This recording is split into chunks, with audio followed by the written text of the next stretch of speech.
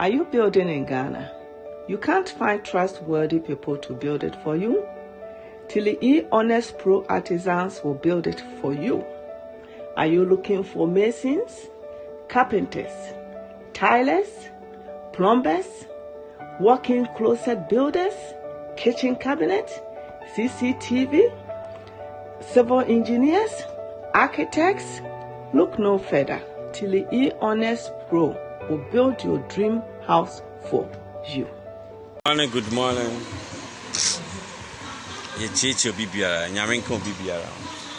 From Nketwaso, Kusi Akesiaso, Yamincho BBR. We are tropical cables. Made in Ghana. Tropical cables. We know who you Sua, my brother, my sister.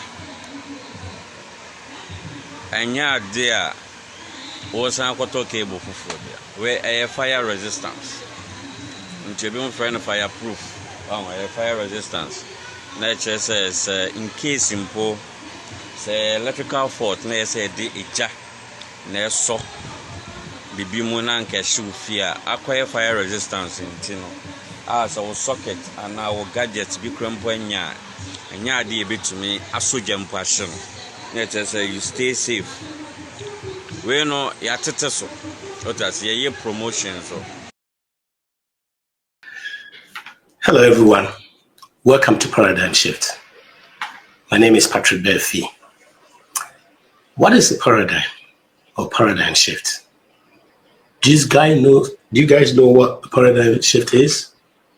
Well, I'll give you an example.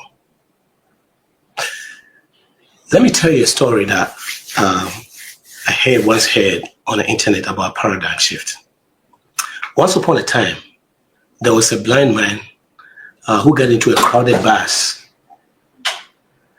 and there was only standing room in this bus. And there was a man on this bus that saw the blind man and gave up his seat for this blind man. I know you think this might be a good thing, or I know, when you see this story, you know it's going to be a good thing. But no. It was a bad thing. And it got him fired at his job. Why? Because he was the bus driver. You see, that thing that happened right there is what is called a paradigm shift. You see, you thought you knew everything. You thought, that was a good thing. But you didn't know all the story.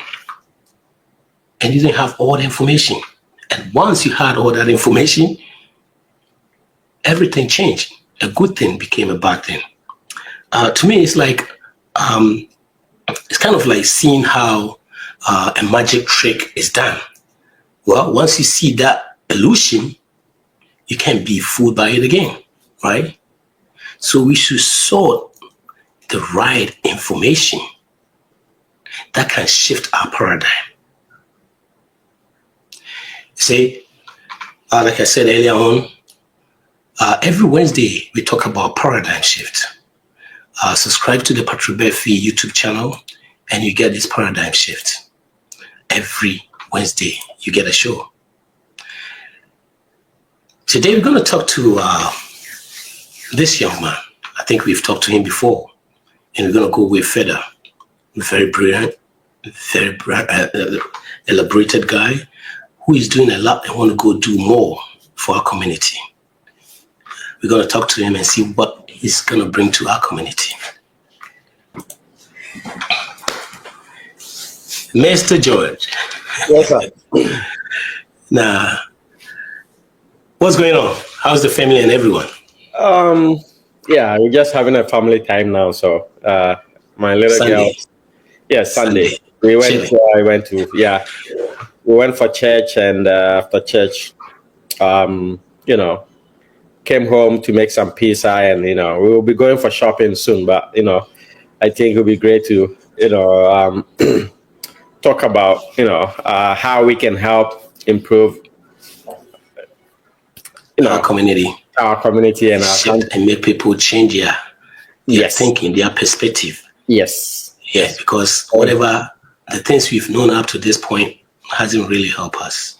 So it's always good to see guys like you that are doing different things that want to bring more things into our community for them to look at that at a different perspective, you know. I know we've talked to you before, but not everyone have really maybe seen that chat that we did. So I would just want you to introduce yourself a little bit, then we'll go from there. Yeah, I'm George Ansa Akomia. I'm a country director for how do you call it? Co-founder and country director for Road to Without Borders, which is also an NGO in Canada, and I'm also the owner of renovations, constructions in Canada as well.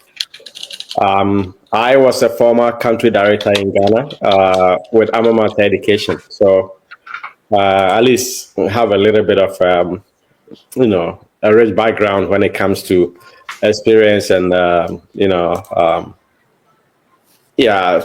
trying to build career. So yes, that's what I would say. But at the moment, you are in Canada. Yes, I'm in Canada right now. I know we've talked about how you got there and everything. We're not going to go back there. Yes. But in the process while we're talking, we found out that there are so many things that you intend and you are doing it that is going to help our community back home. So, I want to start from there.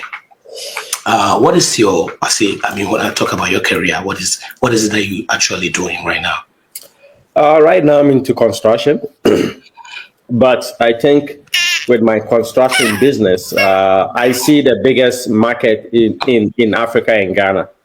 And during my study here, I did sustainable construction. And sustainable construction, the program I did is one of the best in the world right now. But during my study, my focus, even though I was in Canada, my focus was all in Ghana, like how I can incorporate everything I'm learning here in Ghana. So, for instance, when we were doing our studies, all my research were based on materials that were back home in Ghana. So I even have to import like palm kernel shells, neem oil, moringa oil, because this were the product I was using for my research. I was mostly interested in material science. So hold on. So all this oil can and all that, is it part of the building thing or what? Oh yes. I was going to explain to you why I imported them. For the moringa and the neem oil, they were so.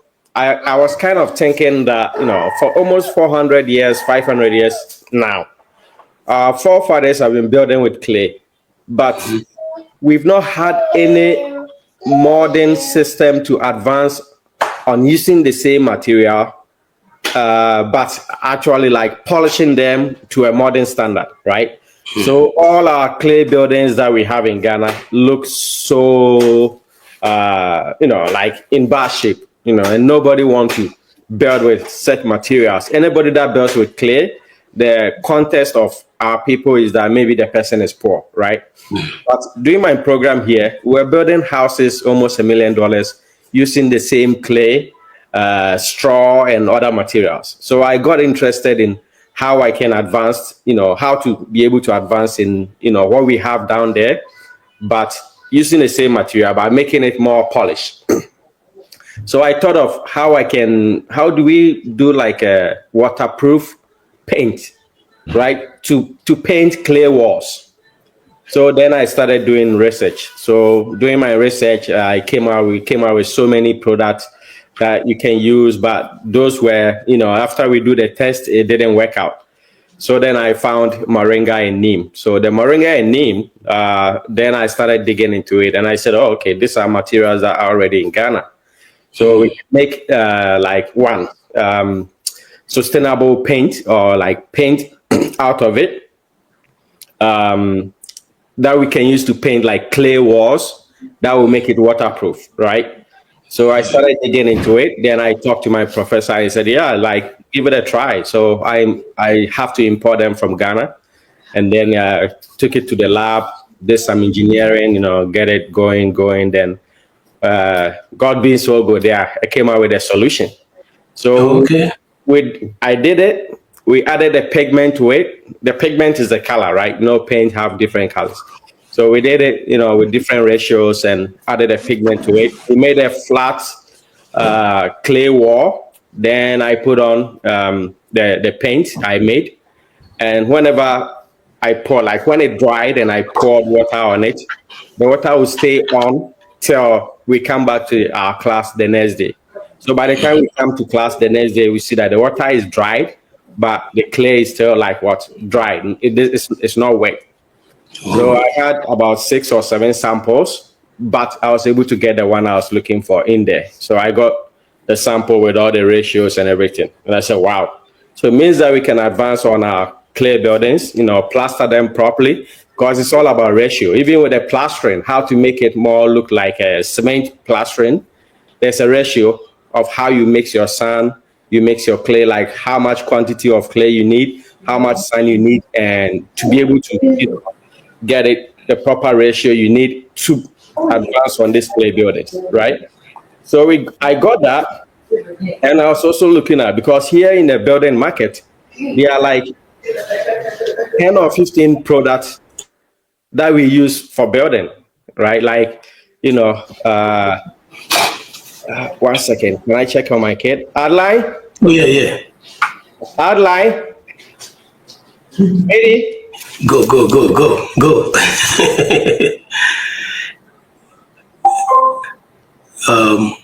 Forgive us. We are family people here, so we know when it comes to checking up on your kids, you have to do it. You have to do it. So pardon me a little bit and wait for him to come. Oh, mute. Okay. She's good, right? Yeah. Oh, yeah. Okay. Anyway, so I realized that there are a lot of different products that we use, different concrete, different, materials that are used in construction here. But if you come to our end in Ghana, it's either bricks and mortar, right? The other alternatives that we have, are mostly like clay buildings, right? We have like more than 10 or 15 building materials that are even local. But the only thing we are not doing is advancing on them, right? Engineering them so we can make them available. Because when the building materials are there, here it's like, some of the materials are expensive, but labor is more expensive than the material. Oh, always. Yes. But in our end, even the whole construction system is not structured well, right? It's not structured well. Not because, I don't know, but the system is just the way it is. So we are looking at how we can be able to advance in our system. So for me, especially the things that that we can that we are just throwing away. Yes, we are not. I think when you see that, those things, sometimes when you see them, it's like, ooh, man, this is money. Exactly. To be honest, like I told you, the other materials that I know right now, I cannot say them because, it's as a businessman or as a trade person. You have to have a trade secret, right? You can do everything because other people are listening. Not at this time until everything is in the market. Yeah. And so our goal is to build affordable houses for the upcoming young people, single parents, the youth that are coming, make it more affordable. Right now, if I ask, how much does it cost to build a 1-bedroom house in Ghana, the numbers are going to be different. Right? There's no specific number to how much it will cost to build a 1-bedroom house. But that's the difference we want to make, right? We want to make sure that between $70,000 to $80,000 cities, you should be able to build a 1-bedroom house. Somebody might say it's not possible, but yes, we are not into challenging people that says it's not possible, because there's nothing possible in Ghana. Nothing is possible. Everybody thinks, everything, without traveling outside, you cannot make it. Oh, you can do this, right? Yeah. but we have the means, we have the resources, we have we have identified the materials, and we are still researching in them and making sure that when we hit the ground, we know what we're doing. So the focus, folks, make sure you share. Our brother got something good for us, and I know, as we talk, you hear, you're gonna know what is coming up next. And also, like I said, subscribe to this channel about the paradigm shift. There are so many people that have really shifted their paradigms, and we talk to them. I always say there are two ways that you can shift your paradigm. Either you wait for an event to happen, or you can start reading or listen to a program like this, or that's the only two. Mm-hmm. But the good thing is you don't have to wait for something event to happen. You can always approach it first by reading, listening to a program like this, or going to seminars. So you can join us here all the time every Wednesday for a paradigm shift for free. All you got to do is subscribe to the Patrick Berfi YouTube channel, and you'll be linked whenever there's a program going on. So let's see. So right now the whole focus is one, you have to make it, you want to make it like a standard, making sure if you have between 50 to 70 Ghana thousand, then you are sure of, you want to make sure you come up with something that would be very standard. You can own a house. Yeah, go ahead. Yeah, I said, like, if you have that amount of money, you can own a house, right? Yes. So we having prototypes that we've designed already. 1-bedroom house, the prototype. So when the time gets down and we start rolling them, and our buildings are going to be very efficient. If I say efficient, like the reason why I use the word efficient is that the amount of electricity you use to power your house, right? If I say power your house, we live in a hot country, but we power our house with air conditioning, right? So we are just... That was my next question, because I know clay and the cementing, I think I got this from you. Yes. Where you said, yeah. If you can also, after that, elaborate on that, how that can help us also, instead of... Yes. So yes, we are not going to use only clay, right? Like we're using the big bricks, but we're going to insulate our walls so that they withstand heat, right? They reflect heat instead of because here in a cold country, we insulate our walls so that they kind of help to contain the heat in the building, right? So if you are heating your building here, the insulations are such that they don't let the heat escape. The same applies. Yeah, the same applies to when you are using the air conditioning to power your house here. So it's both back and forth, right? So on the contrary to our country, where we are in a hot country, what we only need to work against is how we can prevent the heat from transferring into our buildings, right? So that we don't have to use so much electricity to power our buildings during very, very hot times, or when we are all going to bed and you see that it's just during those days that electricity were not stable. People were sleeping outside. People were using generators. People were even dying out of this, right? Very uncomfortable situations. Exactly. Yeah. Exactly. Because what we have refused to do is to steady our buildings, right? We need to have more institutions, or even our building and road research institute. I believe they've done a lot of research to prove that like what I'm saying is true, right? But how do we get these things implemented in our building code, right? So that we can then be able to have our electricity stable. As much like the country can produce as much hydro as they can, but we'll still face the same challenge if we are not working towards how we can minimize the use. Like because if our building alone is absorbing all the, just using electricity to power our buildings just to get it cold, and we live in a hot country, so it's never going to get cold. It's going to be hot all the time. So it's about time we find a solution to that. And exactly. You're coming up with something like that. So it's very, very important. Very important. So that's our goal. Like our buildings are going to be very efficient. It's going to save people a lot of money, right? and it's also going to be very affordable. The reason why it's going to be affordable is because we want to steady our economy to build our houses. And the artistic of our building, it will be more advanced than what we have, just the bricks and mortar, right? Yeah. When the time comes, we will invite people to come in there, and then we'll invite engineers, people themselves to come testify and know that what we're doing, we know what we're doing. Okay, so beside that, these are some of our job markets. So what we want to do also is to partner with small scale businesses, right? Small scale businesses build houses or small factories for them, which will be more affordable, because we want to be able to change the landscape of our building in Ghana a little bit, right? Just shying away from the bricks and mortar and trying to use our local materials to build very nice houses.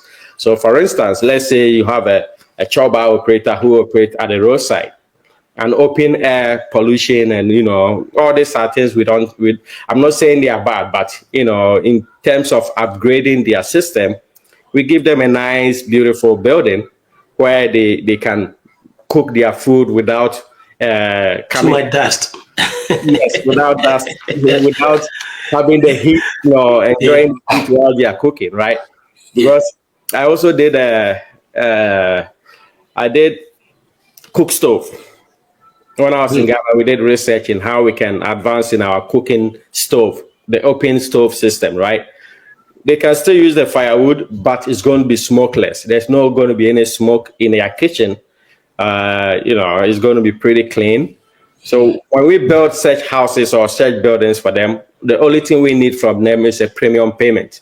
So the premium payment is that how much food you sell through the facility, we get a percentage of the profit, right? Instead of paying us per month, because some of them are using almost like 500 or 1,000 cedis as a whole capital to run a business. So this is like a partnership you want to do, right? Oh yes. Okay. It's a partnership. So as soon as we get a facility for them, all they need to do is just sell their food. They cook, sell, then we get just a percentage from their profit they make. So that you win, I win. But if you try to screw us up, then we kick you out, bring somebody else, right? So if I'm hearing right, that means you guys will build a building completely without them funding anything.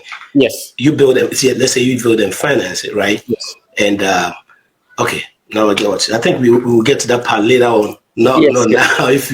So now let me ask you, what are you doing right now on the ground in Ghana? Right now we're building our headquarters. Okay. So our headquarters is a 3-story with an underground. So the underground is going to be like a storage room for our equipment that we bring into Ghana. Because we are going to be making almost 70% of our materials that we use to build, we make it ourselves. Our cement, our flooring, right? Instead of the tiles, we have vinyl flooring, and they are all going to be made out of materials in Ghana. So we can make vinyl flooring or composite flooring from pumpkin shells. The pumpkin shells. Right? Like I said, I don't want to mention all the products. Yeah. We can make all of them. Like 70% of the material we're going to use are just going to be raw materials that are currently, most of them are garbage in Ghana. So we recycle them, we reproduce, put them in a proper advance, and then we used to build very, very nice houses. So when you say you're building the headquarters, it's not like office, but you mean like a factory that you would, okay.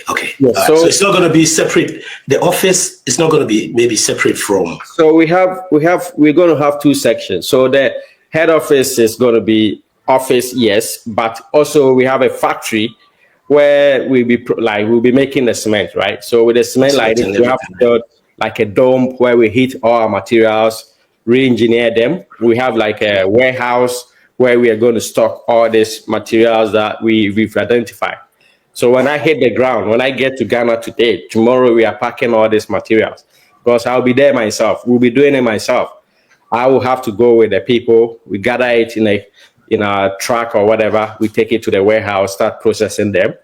So we have a factory where we'll be making our materials first. So when I say we're building a house, it takes us 3 months just to put a building up, right? So that it's not like, the way we build in Ghana. You build the foundation, it will take you another 5-6 years to. So when we hit the ground, it's just 3 months, the building is ready. It's ready. Wow. Yeah, we have all the pieces, everything all together.